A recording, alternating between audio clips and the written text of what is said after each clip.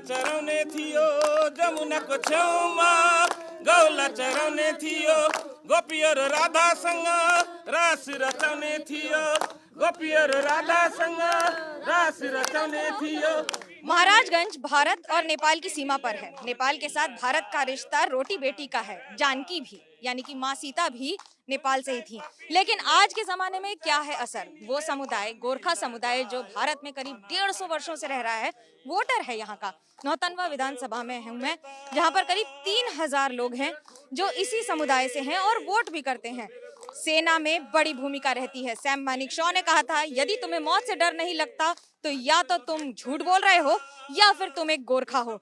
लेकिन गोरखा समुदाय की इस समय क्या हालात हैं? यहाँ से करीब 1 किलोमीटर दूर पर ही है सीमा, यानी कि भारत और नेपाल की सीमा। लेकिन यहाँ के लोगों के समुदाय की समस्याएं क्या हैं? आपके इस बार के चुनाव के मुद्दे क्या होंगे? मेरा चुनाव के मुद्दे तो बहुत हैं, लेकिन मैं चाहता हूँ कि जो हमको सपोर्ट करता है उसी को हम वोट करेंगे। और जो है मुद्दे तो हमारे बहुत हैं यहाँ पे। जैसे हम लोग जो है ओबीसी के लिए हम लोग मांग कर रहे हैं, और जैसे हम लोग कोई भी डॉक्यूमेंट लेने जाते हैं हम लोग को नहीं बताया जाता कि गोरखा बोल के हम लोग को कागज देते थे। न हम लोग अगली जाति में न पिछली जाति में, हमको कोई कुछ नहीं है, फिर भी हम लोग खुश हैं। क्यों? हम भारतीय हैं और गवर्नमेंट हमको देख रही है, हमारे वीरता को देख रही है पहले, और आज नहीं कल पक्का। और हमारे उत्तर प्रदेश गवर्नमेंट से कहना चाहूँगा कि पुलिस में हम लोग को भी ले लिया जाए। हमारा हाइट नहीं है, अभी लेते तो हैं वो लोग, लेकिन हाइट हमारा इस जन्म में तो उतना हाइट नहीं हो सकता। तो इसीलिए सरकार से बोलना चाहूँगा, हमारे छोटे हाइट वाले को भी ले लीजिए। हम भी अपना कारनामा उत्तर प्रदेश पुलिस में दिखाना चाहते हैं।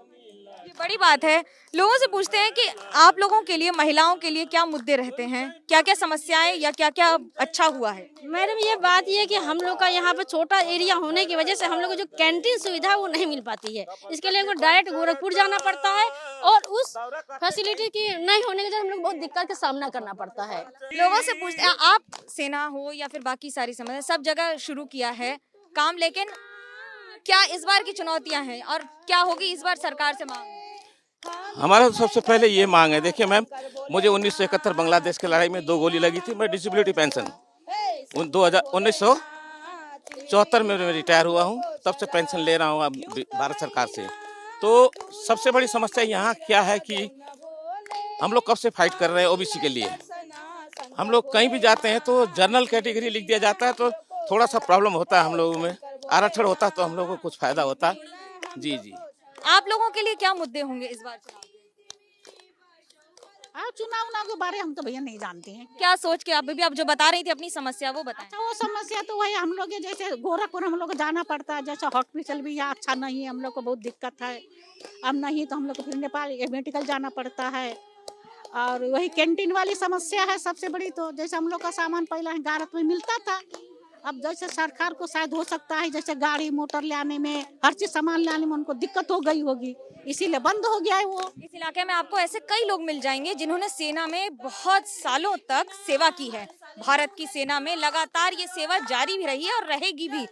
लेकिन जो गाना गा रहे हैं शिव जी के लिए, क्योंकि पशुपतिनाथ का मंदिर नेपाल का सबसे बड़ा मंदिर माना जाता है, इस गाने का मतलब क्या है? ये गाना शंकर भगवान जी के लिए है। तो इसमें भगवान जी को जो भी भगवान का निराला है, जो कुछ भी है, वो चीज़ को बताया जा रहा है कि अपने लैंग्वेज के थ्रू में, हम लोग गाने के थ्रू में उसका वो कर रहे हैं। गा के बताइए। हे शंकर भोलेनाथ में बिना हाम्रो को छरा, यू तो है ना ठुलो यो मंदिरा, देऊ न भोले हामीलाई दर्शना, शंकर भोलेनाथ में बिना हाम्रो को छरा। ये एक खासियत होती है कि भक्ति और श्रद्धा की कोई भाषा नहीं होती है, सिर्फ भक्ति का भाव होता है। कैमरा पर्सन सूरज पांडे के साथ मनोज्ञा लोईवाल, महाराजगंज, एबीपी न्यूज।